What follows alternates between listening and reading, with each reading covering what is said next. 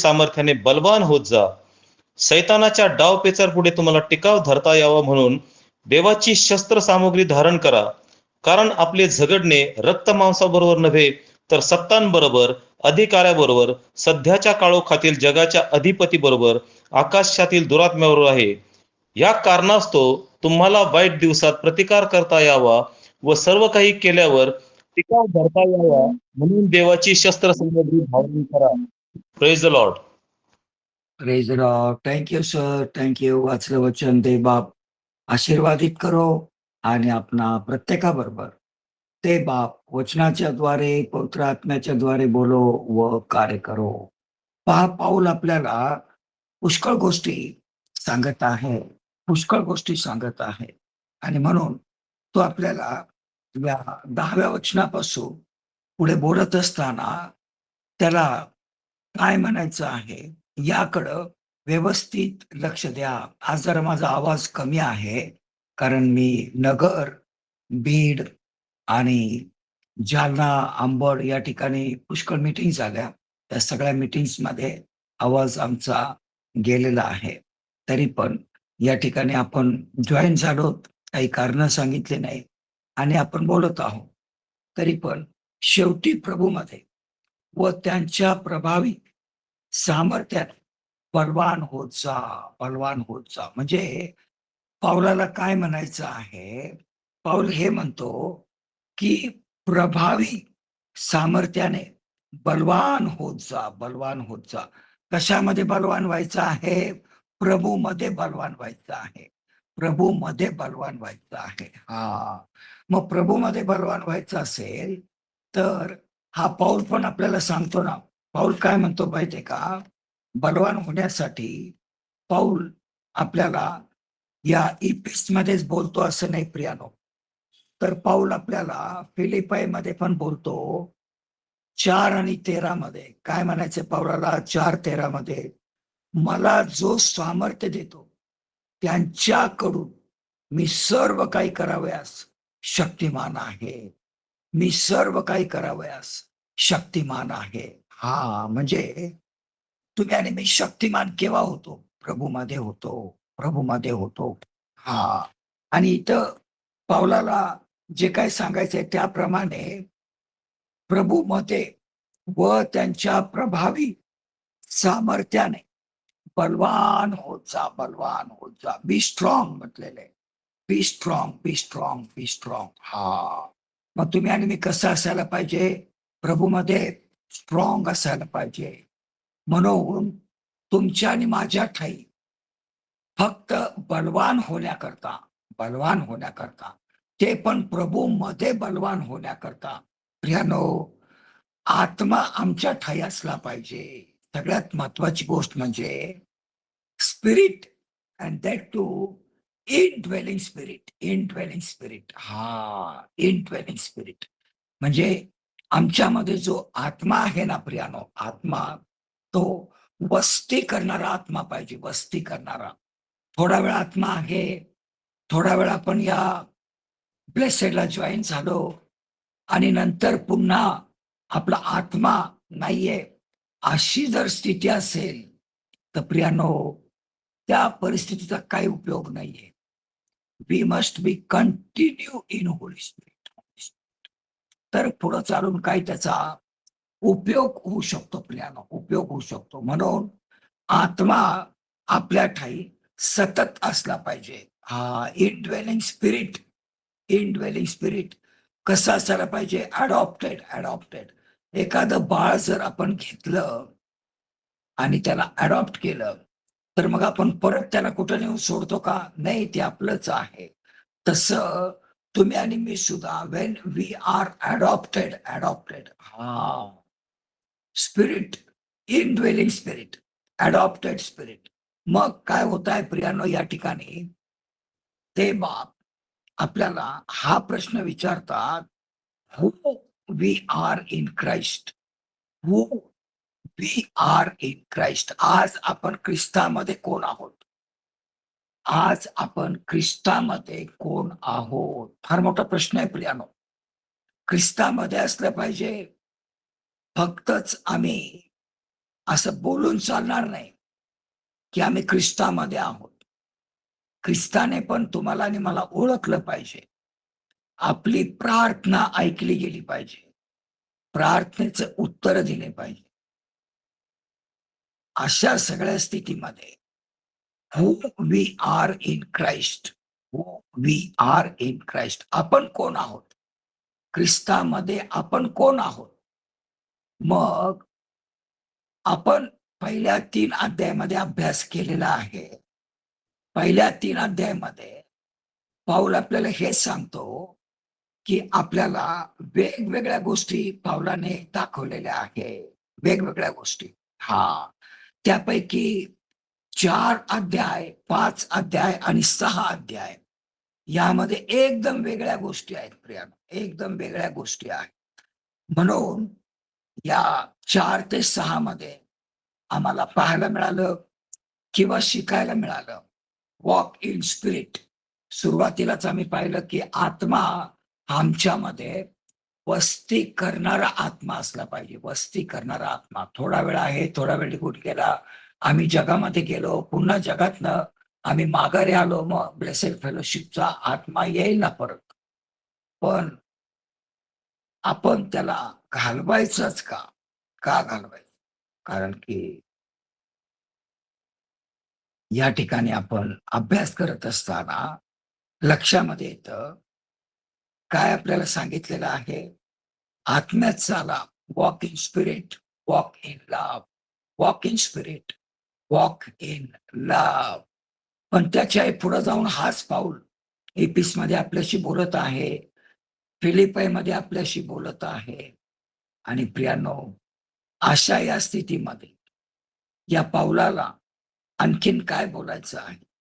पाऊलाला आणखीन काय बोलायचं आहे? पाऊल म्हणतो की तुम्ही काय करायचं आहे?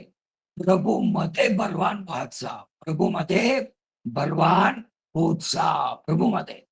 मग प्रभूच्यामधून बाहेर निघून पुन्हा मॉल, थिएटर, दुनियादारी हे सगळं करू नका. आणि पुन्हा आत्म्याने येऊन आपल्या बेस्ड फेलोशिपचा टाइम झाला म्हणजे त्याला जॉईन होणं हे योग्य नाही प्रियानो. हे योग्य नाही. Wrong is absolutely wrong. म्हणून या ठिकाणी आपण कसं असायला पाहिजे, तर पावलाप्रमाणे आपल्याला हे म्हणता आली पाहिजे की मी एक सुयुद्ध करतो. सुयुद्ध. हा, मला युद्ध नाही, सुयुद्ध करतो. I fought a good fight. I fought a good fight. Good fight. हा, मग हे त्याचं धोरण की मी योग्यतेने काय करणार आहे? लढाई करणार आहे. हा, म्हणून तो आपल्या बरोबर सगळ्यांबरोबर बोलत आहे की आपली लढाई रक्त मांसाबरोबर नाहीये. हा, आपली लढाई, आपलं युद्ध रक्त आणि मांस यांच्याबरोबर नाहीये. ते आपोआप या ठिकाणामध्ये येतील, परंतु आपल्याला त्याच्या रक्ताच्या द्वारे विजय व्हायचा आहे. हा, म्हणून पावलाला हे म्हणता आलं, I fought a good fight. Good fight. हा, good fight means, good fight म्हणजे काय? त्याला हे म्हणायचंय, doing word of God, teaching word of God. देवाच्या वचनाचं पुरेसे शिक्षण देणं. देवबापाच्या वचनाचं पुरेसं शिक्षण देणं. हे म्हणजे आपण काय करत आहोत? शिक्षण पूर्णरित्या द्यायचं आणि आत्म्याने आपण भरलेलं असलं पाहिजे. हा, मग प्रियानो, असं आपल्याला जमेल का? कारण की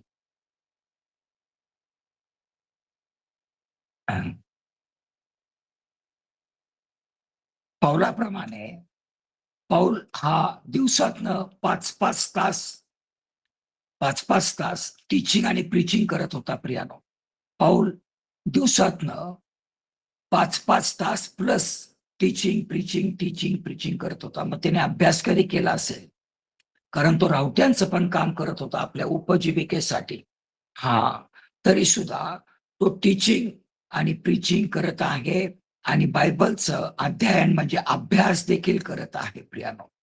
म्हणून तुम्ही आणि मी सुद्धा पावलाप्रमाणे कित्ता गिरवणारे आम्ही असलं पाहिजे. पावलाप्रमाणे आम्हाला सुद्धा या पावलाप्रमाणे शिक्षण देणारा teaching preaching and study the word of God and study the word of God. हा, मग प्रियानो, अशा स्थितीमध्ये पुष्कळ वचनं आहेत, परंतु सर्व वचनं आपण पाहणार नाही. पण काही वचनं आपण जरूर पाहूया. दुसरे करिंथ दुसरे करिंथ दुसरे करिंथ 16वा अध्याय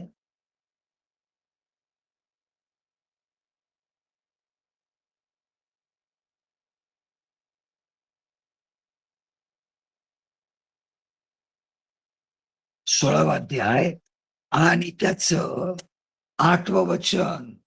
दुसरे करिंथ, परंतु या ठिकाणी आपण पाहतो की 16 आणि 8 मध्ये, पहिले करिंथ 16:8 मध्ये, पण कदाचित तुम्हाजवळ राहीन व हिवाळाही घालवीन अशा हेतूने की मला जावयाचे असेल तिकडे तुम्ही मला वाटेस लावावे.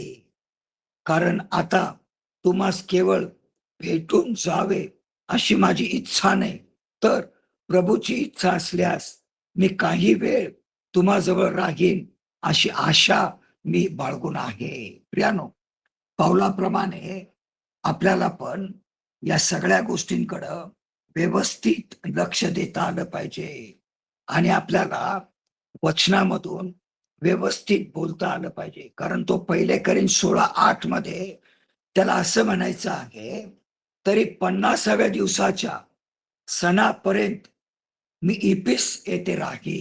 का बरं असं म्हणतो पाऊल? आता तो प्रभूमध्ये आहे, बलवान आहे, आत्म्याने भरलेला आहे, वचनाने भरलेला आहे. आणि प्रियानो, तो असं का बोलत आहे? कधीतरी आपल्या लक्षामध्ये आलं का? इथं काय म्हणायचंय पाऊलाला? पहा, हा पाऊल 16:8 मध्ये काय म्हणतो? 16:8 मध्ये, तरी 50व्या दिवसाच्या सणापर्यंत मी इपिस येथे राही. इपिस येथे राहीन. कारण इपिस मध्ये नॅशनल गेम्स होत्या प्रियानो, नॅशनल गेम्स.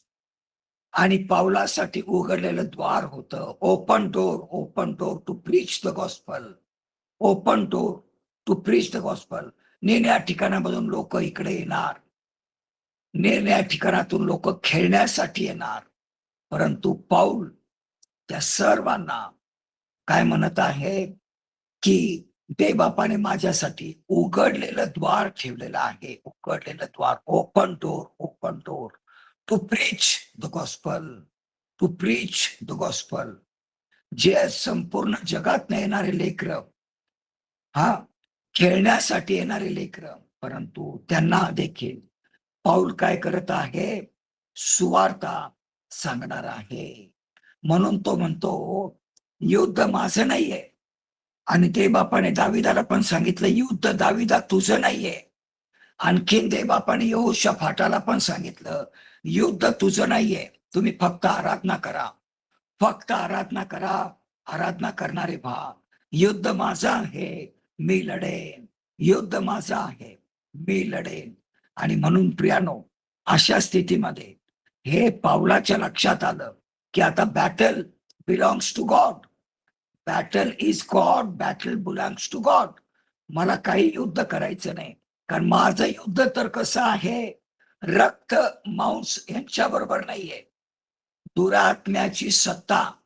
हा, तेच आपण वाचलेलं आहे. आणि म्हणून या ठिकाणी पुन्हा आपण जर का वाचाल तर आपल्या लक्षामध्ये येतं किती स्पष्ट देवबापाचं वचन आपल्या बरोबर बोलत आहे. शेवटी प्रभूमध्ये व त्यांच्या प्रभावी सामर्थ्याने बलवान होत जा. सुरुवातीला जर तुम्ही बलवान झाले ना, तर पाप करणारच नाही प्रियानो. सुरुवातीला जर तुम्ही आणि मी बलवान झालो तर पाप करणार नाही.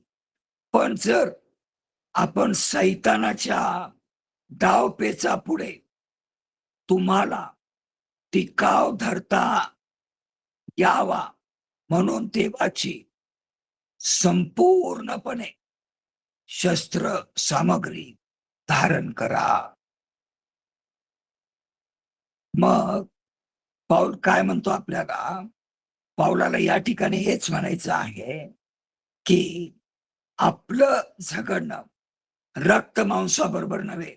आपलं झगडणं कसं आहे? रक्त मांसाबरोबर नव्हे.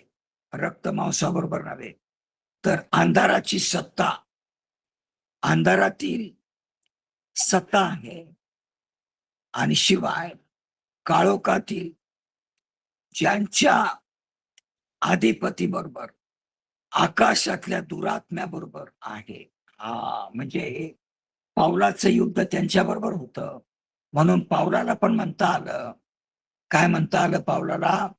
मी धाव संपवली आहे, विश्वास राखला आहे, मुकुट मिळवला आहे.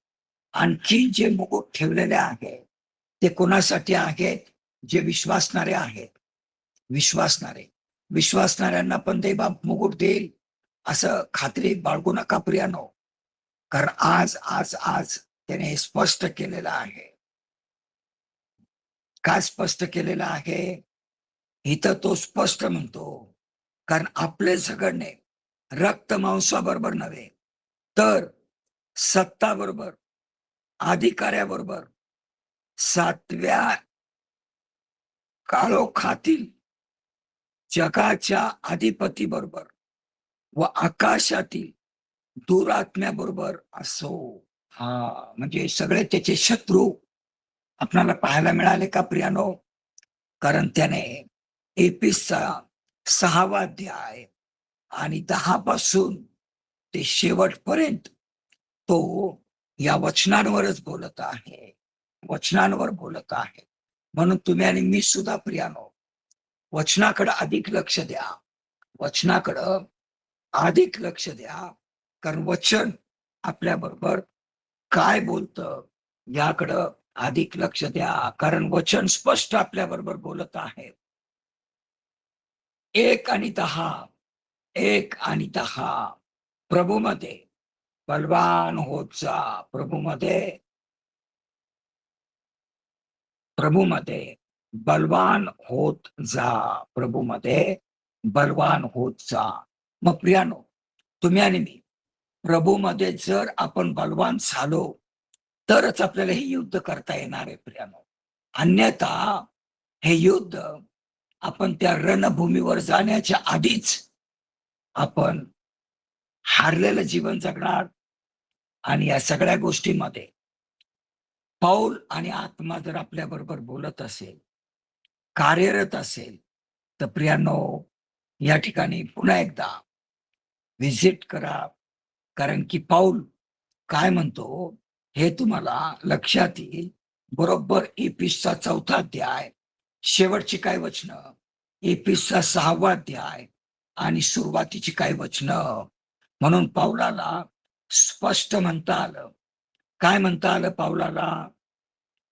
I have fought a good fight, good fight, good fight. आता ही गुड फाईट जर तुमच्या लक्षात येत नसेल तर आज अंतकरणात कोरून ठेवा. मरेपर्यंत, जन्मलेल्या दिवसापासून मरेपर्यंत आपली ही फाईट पावलाबरोबर सांगितल्याप्रमाणे आपल्याला जर अनुभव असेल या भाकरीचा, तर प्रियानो लक्षामध्ये घ्या की हे युद्ध कसं आहे. युद्ध कसं आहे? युद्ध रक्त मांसाचं नाहीये, पण तुम्हाला प्रभूमध्ये बलवान व्हायचं आहे. बलवान होण्याकरता तुम्हाला त्याचं रक्त मांस सेवन करावं लागेल. हे रक्त आणि मांस सेवन करून, आत्मपरीक्षण करून या युद्धाबरोबर युद्ध करण्यासाठी प्रियानो तुमच्याकडं आत्मिक बल असलं पाहिजे. Spiritual battle itself is spiritual. Battle कशी आहे? स्पिरिच्युअल बॅटल आहे प्रियानो. Not physical battle, not at all physical battle, but it is a spiritual battle. Spiritual battle. हा, मग एक गोष्ट लक्षात ठेवा प्रियानो, हे युद्ध आज, उद्या, परवा असं नाहीये प्रियानो.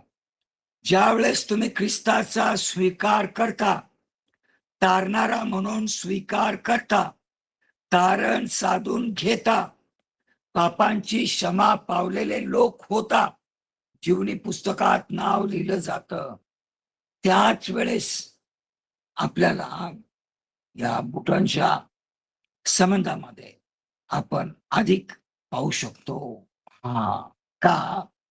कारण की पाऊल पुष्कळ प्रमाणात आपल्या बरोबर बोलत आहे प्रियानो. पुष्कळ प्रमाणात पाऊल बोलत आहे.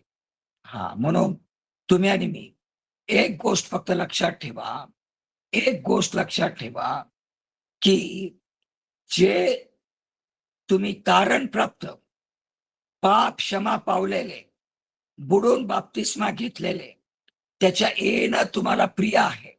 येण्याची वाट पाहणारे, पवित्रतेतून पवित्रतेत प्रवेश करणारे, तुम्हाला काय करत आहे या ठिकाणामध्ये? सैतान हा काय करतो तुम्हाला? सैतान हेट्स क्राइस्ट. तो तुमचा द्वेष करत नाहीये. लुसिफराने देवबापाचा द्वेष स्वर्गाच्या राज्यामध्ये केलेला आहे. तसं या पृथ्वीवर देखील हा सैतान काय करत आहे? आपल्या देव जो बाप याची खालून टाच फोडण्याचा प्रयत्न करत आहे. टाच फोडण्याचा प्रयत्न करत आहे. परंतु वधस्तंभावर प्रभू ख्रिस्ताने वधस्तंभावर त्याला थांबवण्यात आलं. कारण की तो काय करत होता प्रियानो? सैतानाला ख्रिस्ताने आपल्या पायाखाली तुडवलेला आहे. म्हणून तो काय करतो? सैतान hates Christ and uses man against him. आम्हाला तो ताब्यामध्ये घेतो आणि ख्रिस्ताच्या विरुद्ध उभा करतो. हे लक्षात ठेवा. आम्हाला ताब्यात घेतो सैतान. त्याच्या युक्त्या कुयुक्त्या फार महान आहेत प्रियानो. हे आपल्या लक्षामध्ये येत नाही. म्हणून तो काय करतो? आमच्यामध्ये शिरतो आणि आमचा उपयोग करून घेतो आणि आम्हाला ख्रिस्ताच्या विरुद्ध उभं करतो. एव्हरी मॅनकाइंड सैतान brings them against Jesus Christ. हा, हे विसरू नका प्रियानो, हे विसरू नका. ही फार महत्वाची बाब आहे. तुम्ही ज्या वेळेस ख्रिस्त विरोधी होता, त्यावेळेस सैतान तुमचा ताबा घेतो. सैतान काय करतो? तुमचा ताबा घेतो. सैतान तुमचा ताबा घेतो. ख्रिस्ताच्या विरुद्ध उभा राहण्याकरता सैतान स्वतः तुम्हाला भुलवतो आणि ख्रिस्ताच्या विरुद्ध तुम्हाला उभा करतो. हे लक्षात असू द्या प्रिया. म्हणून तुम्ही आणि मी काय करायचं आहे? तर या 10व्या वचनाप्रमाणे शेवटी प्रभूमध्ये व त्याच्या प्रभावी सामर्थ्याने बलवान होत जा. म्हणून त्याचं शरीर, त्याचं मांस, त्याचं रक्त आपण सेवन केलं पाहिजे. आकाशातून उतरलेली खरी भाकर सेवन केली पाहिजे. आणि मग आपण अंधाराच्या सत्तेबरोबर लढू शकतो. अशा या स्थितीमध्ये आपण इथं थांबूया. देवबाप आपल्या सर्वांचं तारण होण्यामध्ये आणि संपूर्ण शस्त्र सामग्री धारण करण्यामध्ये देवबाप सहाय्य करो.